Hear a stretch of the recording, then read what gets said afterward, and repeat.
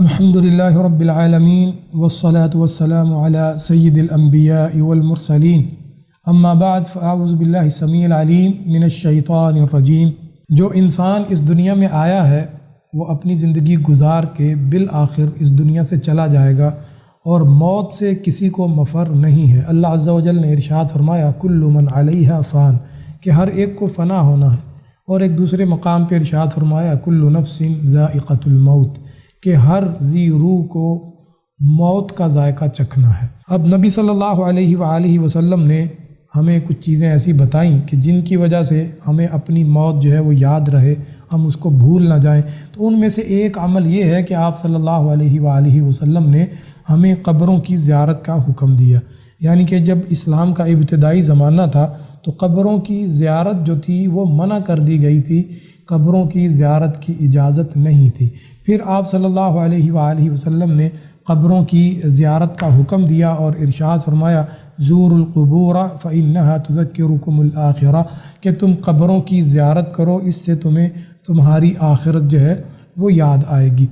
اب یہ اجازت جو ہے یہ مردوں کے لیے ہے، عورتوں کے لیے قبروں کی زیارت جو ہے وہ منع ہے۔ تو اس لیے قبروں کی زیارت کا جو مقصد نبی صلی اللہ علیہ وآلہ وسلم نے بتایا ہے وہ یہ ہے کہ ہمیں اپنی آخرت جو ہے وہ یاد رہے، اس لیے ہم قبروں کی زیارت کرتے رہیں۔ نبی صلی اللہ علیہ وآلہ وسلم نے ہمیں قبروں کی زیارت کے آداب بھی بتائے ہیں کہ ہم جب قبر کی زیارت کے لیے جائیں گے تو اس کا کیا طریقہ ہوگا۔ تو سب سے پہلے تو جب آپ قبر کی زیارت کے لیے جاتے ہیں تو وہ دعا جو ہمیں نبی صلی اللہ علیہ وآلہ وسلم نے سکھائی ہے وہ دعا ہمیں پڑھنی چاہیے۔ وہ دعا یہ ہے السلام علیکم اہل الدیار من المؤمنین والمسلمین وإنا ان شاء اللہ بکم للاحقون نسأل اللہ لنا ولکم العافیہ۔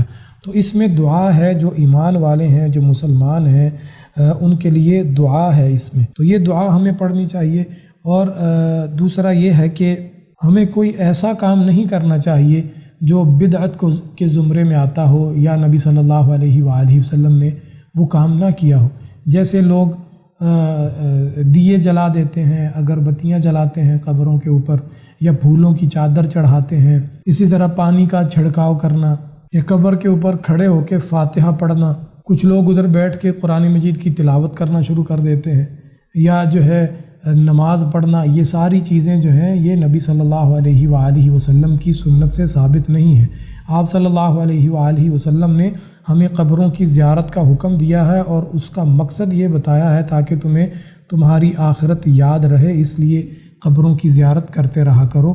اور دوسرا مقصد یہ ہے کہ جو دفن ہیں قبروں میں توحید والے، ایمان والے، جو صحیح معنوں میں مسلمان ہیں، ان کے لیے دعا کرنا۔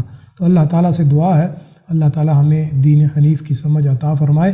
آمین۔ وآخر دعوانا ان الحمد للہ رب العالمین۔